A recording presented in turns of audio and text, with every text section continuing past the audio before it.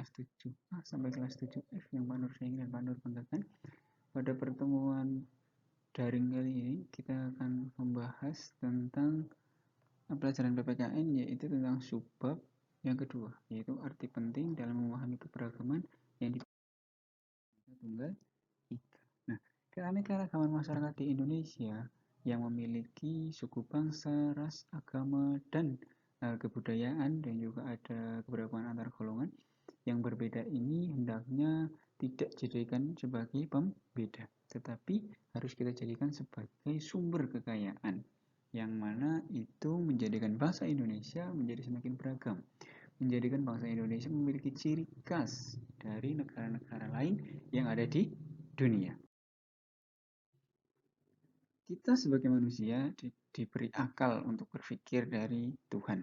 Nah, sikap saling menghormati budaya satu dengan yang lainnya perlu kita kembangkan agar kebudayaan yang kita punya itu tetap lestari dan tetap berkesinambungan, tidak terkena arus negatif yang datang dari luar. Iya, semakin derasnya arus globalisasi di zaman sekarang, maka itu akan berdampak kepada kebudayaan yang ada di Indonesia khususnya. Kita tahu bahwa masalah yang ada di generasi muda tentang kebudayaan, tentang identitas dari setiap sukunya masing-masing itu sangat berkurang. Unggah-ungguh yang sering kita lihat ya, itu semakin berkurang. Karena apa? Karena arus globalisasi yang ada di luar itu cenderung diikuti oleh bangsa-bangsa atau generasi muda ya pada saat ini. Nah, melestarikan kebudayaan nasional tentu harus didasari dengan rasa kesadaran yang tinggi, tanpa adanya paksaan, dan harus dilakukan oleh segenap bangsa, oleh seluruh lapisan masyarakat yang ada di Indonesia tanpa memandang perbedaan. Ya, untuk melestarikan kebudayaan ini harus didasari dari rasa suka dulu, rasa cinta terhadap tanah air, dan itu harus berkesinambungan dari apa? Dari pendidikan yang paling rendah, yaitu pendidikan PAUD, TK, SD, SMP ya, yang ada di tahap kalian, sampai ke tahap SMA, perguruan tinggi, dan di kehidupan masyarakat itu harus berkesinambungan. Dan itu tidak harus dipaksa. Karena apa?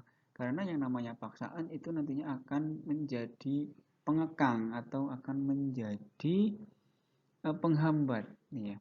Sesuatu yang dipaksakan biasanya itu tidak baik ya. Kalian bisa merasakan sendiri ketika kalian tidak mood belajar dan orang tua kalian menyuruh kalian untuk belajar, maka pelajaran yang kalian pelajari pada saat itu tidak masuk. Dalam artian kalian tidak menemukan ritme atau menemukan suatu kenyamanan. Nah, seperti itu ya. Jadi kita harus memandang perbedaan dengan toleransi. Nah, dari keberagaman yang ada di Indonesia itu, dari keberagaman suku, agama, ras, dan antar golongan itu harus diikat dengan yang namanya sikap toleransi. Sikap toleransi adalah sikap yang terbuka, sikap saling menghormati, dan sikap saling menghargai. Menghargai, menghormati, dan terbuka terhadap apa? Terhadap perbedaan yang ada di antara sesama.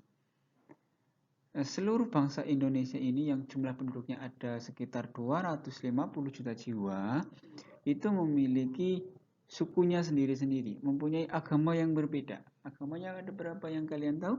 Ada 6. Agamanya ada 6. Rasnya lebih dari 100 ras. Ya, lebih dari 1. Nah, antar golongannya juga banyak sekali. Maka dalam membingkai keberagaman itu kita harus meninggikan sikap toleransi, meninggikan sikap terbuka, menghargai perbedaan antara satu dengan yang lainnya. Agar apa? Agar tidak terjadi perpecahan yang nantinya akan menimbulkan dampak serius, ya, sering terjadinya konflik dan lain sebagainya.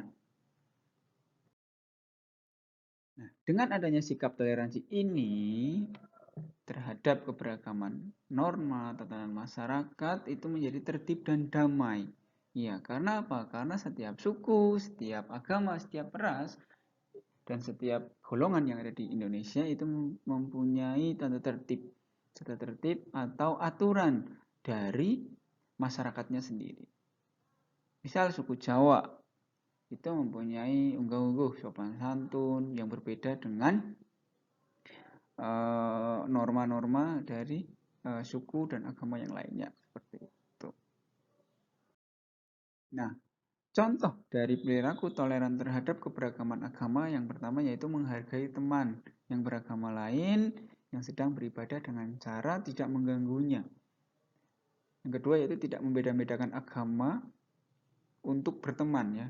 Ketika kalian mempunyai teman atau berkenalan dengan teman lain, ketika agamanya berbeda, maka tidak membeda-bedakan.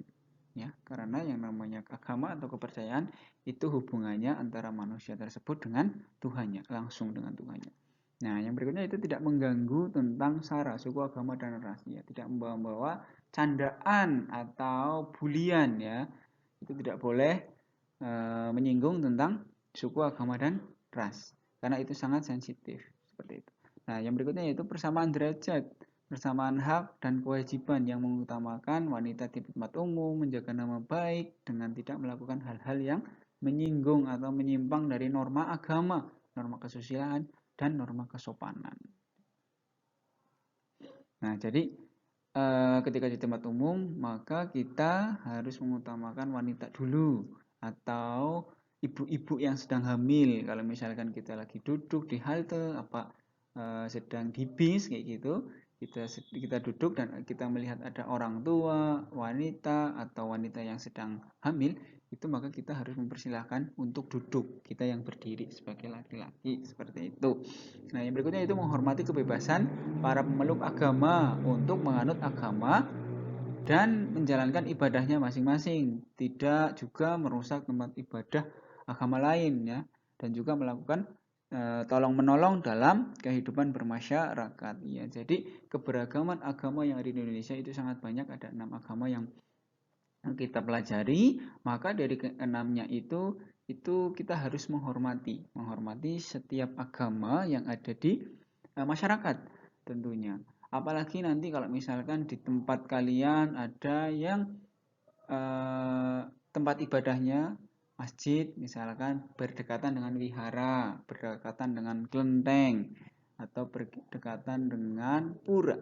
Nah, maka dari itu kita sebagai orang yang harus menjunjung toleransi di dalam kehidupan bermasyarakat bernegara di Indonesia khususnya yang mempunyai keberagaman yang sangat banyak, maka kita harus menghormati setiap penganut agama yang lainnya.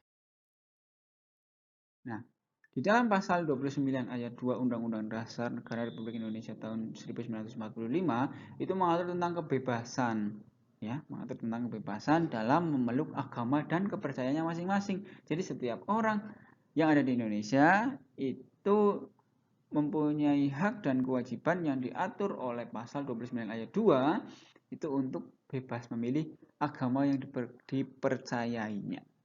Ya, jadi kita tidak boleh memaksakan kehendak. Nah, yang berikutnya yaitu perilaku toleran terhadap keberagaman suku dan ras. Nah, perilakunya apa saja? Yang pertama yaitu mau bergaul dan bekerja sama dalam kegiatan yang positif dengan siapa saja meski mereka berbeda suku dan berbeda ras. Jadi tidak membeda-bedakan ras dalam bermain ya. Nah, yang kedua yaitu menghargai budaya dari suku lain dengan cara apa? Yaitu seperti mempelajari, ikut mengapresiasi ya, mempelajari kebudayaan lain, mengapresiasi kebudayaan lain dan lain-lainnya seperti itu. Jadi kita boleh mempelajari antara suku lain ya, kebudayaan suku lain, makanan khas dari suku lain atau dari ras lain, tidak apa-apa. Yang berikutnya yaitu tidak menganggap suku sendiri itu lebih tinggi derajatnya dan memandang suku lain itu lebih rendah. Nah, sikap ini nama lainnya apa, anak-anak? Iya, sikap etnosentrisme, yaitu menganggap sukunya sendiri itu lebih tinggi derajatnya dan merendahkan suku lain. Yang berikutnya itu saling tolong menolong dan saling menghormati, saling menyayangi dengan siapapun, meski mereka berbeda suku dan berbeda ras dengan kita. Ya, jadi kita harus saling menghormati, saling tolong menolong jika teman kita yang dari suku lain atau dari ras lain itu membutuhkan bantuan. Yang berikutnya itu bersikap dan berperilaku baik kepada siapapun tanpa membedakan suku dan rasnya. Yang berikutnya yaitu selalu menghargai dan menghormati sesama manusia. Kenapa? Karena semua manusia adalah ciptaan dari Tuhan. Oke? Menganggap semua orang itu saling bersaudara, ya. Semua orang yang ada di dunia itu adalah saudara kita. Karena apa? Karena kita sama-sama sebagai manusia. Itu yang berikutnya yaitu menjunjung tinggi nilai-nilai kemanusiaan satu dengan yang. Nah, di tiap suku bangsa dan ras itu memiliki hak dan kewajiban yang sama dalam memajukan Indonesia ke arah yang lebih baik. Ya, jadi dari semua keberagaman suku dan ras yang ada di Indonesia itu tujuannya sama, yaitu apa? Untuk memajukan bangsa Indonesia seperti itu dan mempertahankan kemerdekaan, ya, yang harganya menjadi harga. Nah, keberagaman antar golongan itu juga harus disikapi dengan bijaksana. Karena apa? Karena jika tidak itu akan menimbulkan kesenjangan. Kesenjangan yang dominan terjadi di Indonesia adalah kesenjangan di bidang ekonomi, di mana masyarakat Indonesia yang masuk ke dalam negara berkembang itu masih terbagi menjadi tingkat-tingkat, yaitu masyarakat ekonomi rendah, ekonomi menengah, dan ekonomi tinggi. Nah, yang berikutnya yaitu perilaku toleran terhadap keberagaman antar golongan. Perilakunya apa saja? Yang pertama yaitu tidak memaksakan orang lain terhadap sesuatu atas kehendak kita. Ya, seperti contohnya kita tidak boleh memaksakan kehendak orang lain untuk mengikuti agama kita. Itu tidak boleh memaksakan agama, ya, memaksakan agama kita. Yang berikutnya yaitu tidak mengejek dan menghina agama yang dianut orang lain dengan alasan apapun, itu tidak boleh. Jadi setiap golongan yang ada di Indonesia, setiap orang yang masuk ke dalam golongan tertentu, maka dibebaskan untuk berada dalam golongan mana, asalkan masih menjunjung sikap toleransi dan saling menghormati. Yang berikutnya itu tidak melarang atau mengganggu orang lain yang sedang melaksanakan ibadahnya. Tidak boleh, ya. Saling tolong menolong kepada sesama manusia yang membutuhkan bantuan tanpa melihat suku, agama, ras, dan budayanya. Yang berikutnya yaitu berteman dengan siapa saja tanpa membedakan golongan, ya, golongan, baik itu golongan ras, golongan agama, dan golongan budaya. Yang berikutnya itu saling menghargai hari rayanya masing-masing. Iya, kalau misalkan ada orang-orang dari Kristen atau golongan dari Buddha, kalau misalkan ada yang sedang melaksanakan ibadah, maka kita harus saling menghormati. Yang berikutnya yaitu saling menghargai pendapat. Ya, ketika kita berpendapat untuk kebaikan, untuk menyampaikan pendapat, maka golongan lain atau orang-orang lain di sekitarnya harus menghargai, atau tidak boleh memotong, tidak boleh memaksakan kehendak, dan tidak boleh memaksakan keinginannya secara sendiri, seperti itu. Jadi perilaku toleran terhadap keberagaman antar golongan adalah bertitik fokus pada golongan-golongan tertentu atau kelompok-kelompok masyarakat dalam berkehidupan berbangsa dan bernegara. Nah, itu saja yang dapat Pak Nur sampaikan pada video pembelajaran kali ini. Sekali lagi selamat belajar dan semangat untuk menjalani PTS 2 tahun pelajaran 2021-2022. Setelah itu kita akan melanjutkan ke materi selanjutnya, ya, pada pertemuan daring selanjutnya. Oke, sekian yang dapat Pak Nur sampaikan. Ada kurang dan lebihnya mohon maaf. Assalamualaikum warahmatullahi wabarakatuh.